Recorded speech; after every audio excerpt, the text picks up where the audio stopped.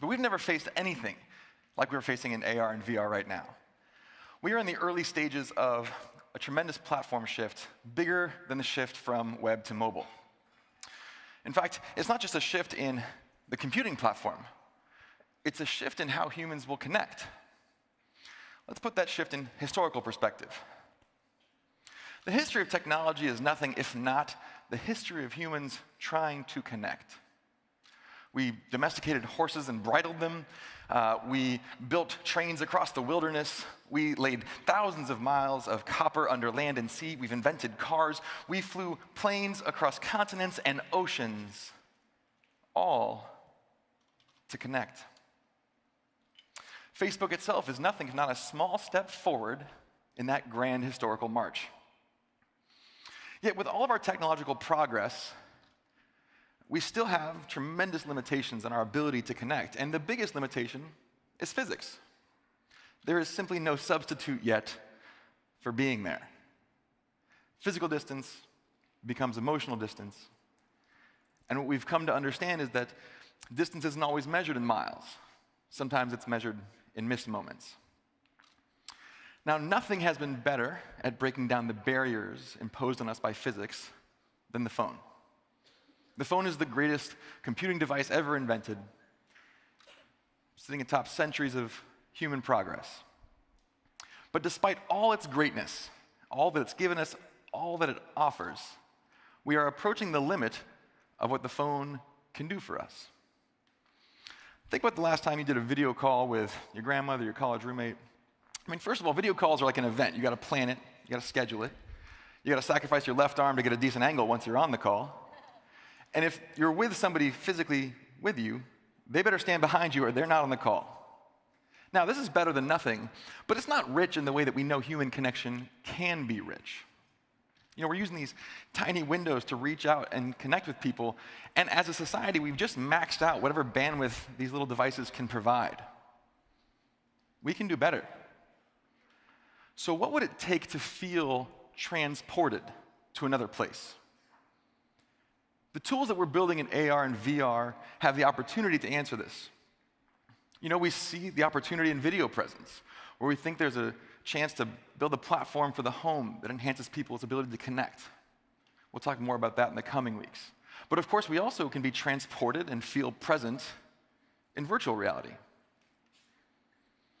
This map shows the 2.5 billion people that Facebook connects. This is what those connections look like on Oculus today. We have a little bit of work to do.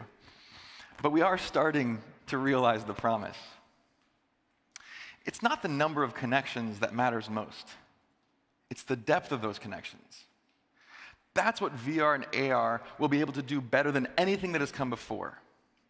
That's why Facebook is so committed to this work. VR is often depicted as isolationist or escapist. And that dystopian future is a real possibility if we don't put people first, if we don't put human connection first. Today, the focus may be more on content, and that's great. But in the fullness of time, I expect virtual reality to be a platform primarily centered around human connection. Looking 5 or 10 years down the road, this could have really profound impacts on the fabric of society.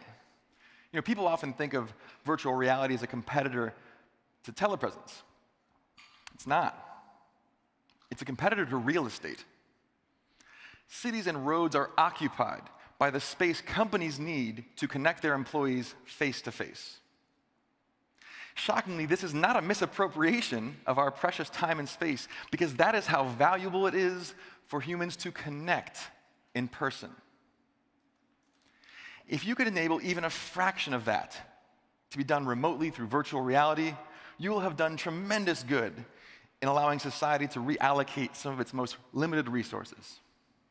Not only would people be able to connect with the people that matter most to them in real life because they're commuting less, but this would also enable access to jobs to those who today have limited opportunity due to geography.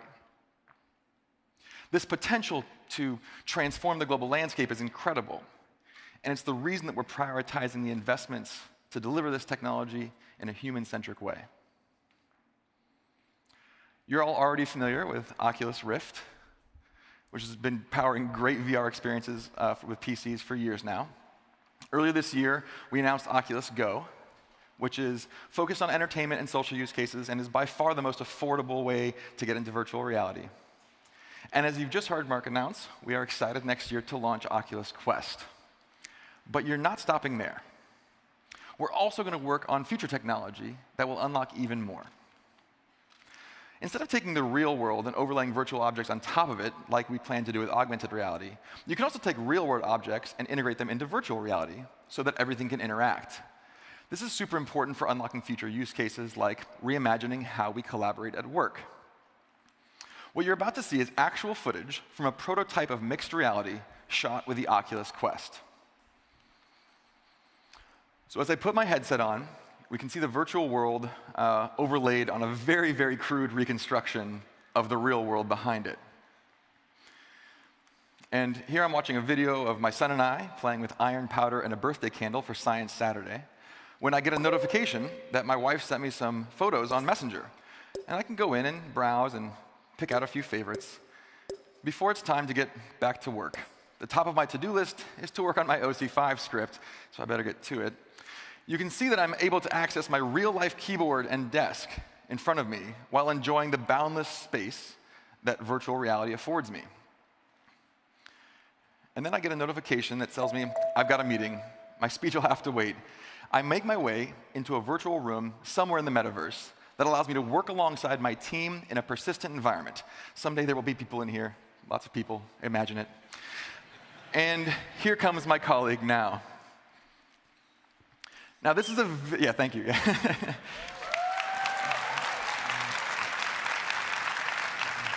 I'm just going to assume that applause is for how cute my kids are, so this is a very early concept, but the ideas are starting to take shape. Being able to connect with people both physically proximate to you and physically distant at the same time has the potential to tremendously broaden our capacity to connect with other people, especially if you can have access to all of your information without constantly having to check your phone. Mixed reality won't be ready for a while, but it is on our roadmap. We think it's a huge part of the next 5 years of virtual reality and an important step on the path to augmented reality. This work is bigger than Facebook. If you're sitting in the audience like I was a year ago, then you have been on this journey with us, probably longer than I have. And I hope you do take this opportunity to step back and remind yourself of the tremendous opportunity we have to impact the world. I really think this work is important to the future of human connection. And that's why Facebook is all in on solving these problems, and we hope that you are too.